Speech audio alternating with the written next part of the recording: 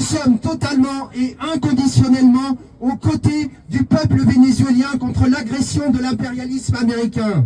Chers amis, il y a maintenant plus de 2 ans, un génocide se déroule en Palestine et nous savons le rôle que tous les gouvernements, à commencer par le gouvernement, par l'impérialisme américain, le rôle destructeur qu'ils ont joué en apportant leur soutien total à l'extermination en cours du peuple palestinien. Aujourd'hui, ce même impérialisme, que fait-il? Il s'en prend au Venezuela, il déclenche une intervention armée comme ils ont eu si souvent l'habitude de le faire sur ce continent.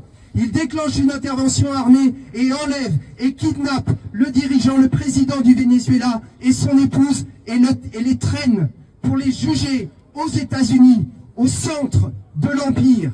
C'est un concentré de la politique de l'impérialisme, d'un impérialisme en crise qui conduit l'humanité au chaos, qui la conduit à la barbarie la plus totale. Et tout le monde a compris l'avertissement qui est lancé à tous. D'ailleurs, dans la foulée, Trump disant « on ne va pas s'arrêter là », multiplie les menaces en direction de la Colombie, en direction du Groenland qu'il veut annexer. Le même jour, il organise des bombardements au Nigeria. Tout le monde comprend la signification de cet acte de piraterie, de cet acte de prédation impérialiste. Alors, nous disons oui, nous nous tenons totalement et inconditionnellement aux côtés du peuple vénézuélien contre l'agression impérialiste.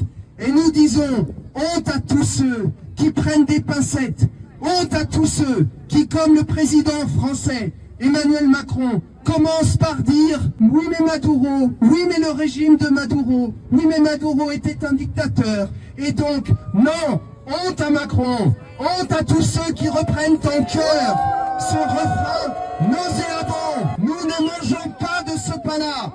Quand un pays opprimé, quand un peuple sous la botte de l'impérialisme subit l'agression de l'impérialisme, alors on fait front, alors on serre les rangs, alors on ne regarde pas ailleurs et on dit halte immédiatement à l'agression impérialiste et on dit sans aucune ambiguïté, Maduro et son épouse doivent être libérés, doivent être relâchés immédiatement. Et c'est ce message que nous sommes venus ici porter.